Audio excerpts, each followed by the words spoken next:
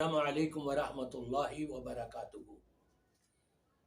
الحمدللہ رب العالمین والعاقبۃ للمتقین والصلاة والسلام علی سید الانبیاء والمرسلین۔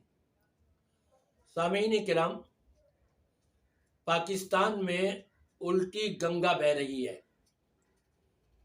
سیاسی سطح پر بھی، عوامی سطح پر بھی اور حکومتی سطح پر بھی۔ آج دیکھیں ہمارے پاکستان میں کیا کچھ ہو رہا ہے۔ وکیل ناموس صحابہ و آل بیت علامہ عطا اللہ بندیالوی صاحب حفظہ اللہ کو گرفتار کر لیا گیا ہے۔ آپ کی یہ گرفتاری دراصل اہل سنت والجماعت کے حقوق سلب کرنے اور صحابہ کے خلاف بھونکنے والوں کو تقویت دینے کے مترادف ہے۔ حکومت کو چاہیے ذرا ہوش کے ناخن لیں۔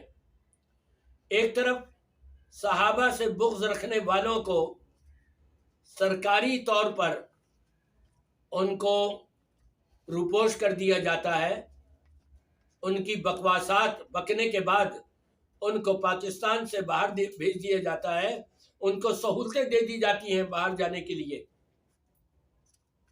ان کی زبانوں کو لگام نہیں دی جاتی، اور دوسری طرف نبی کے تمام صحابہ سے محبت کرنے والوں کو قید سلاسل کر دیا جاتا ہے۔ کیا یہ انصاف ہے؟ یہ عدل ہے؟ یہ اسلام کے خلاف ایک بہت بڑی سازش ہے، جس میں ایک جماعت بھی ملوث ہے اور حکومت کے وہ افراد جو اس کا ساتھ دے رہے ہیں وہ سارے کے سارے ملوث ہیں اور اللہ کی بارگاہ کے مجرم ہیں۔ اہل سنت عوام کی امن پسندی کو ہرگز کمزوری نہ سمجھیں، بصورت دیگر فساد اور انتشار کی فضا گرم ہو سکتی ہے اگر حکومت نے انصاف نہ کیا تو۔ ارباب اقتدار ہوش کے ناخن لیں اور انصاف کے تقاضے پورے کرتے ہوئے علامہ بندیالوی صاحب حفظہ اللہ کو فی الفور رہا کیا جائے، ورنہ اہل سنت کا ٹھاٹے مارتا ہوا یہ سمندر صحابہ سے بغض رکھنے والوں اور ان کے حمایتیوں سے نمٹنا جانتا ہے۔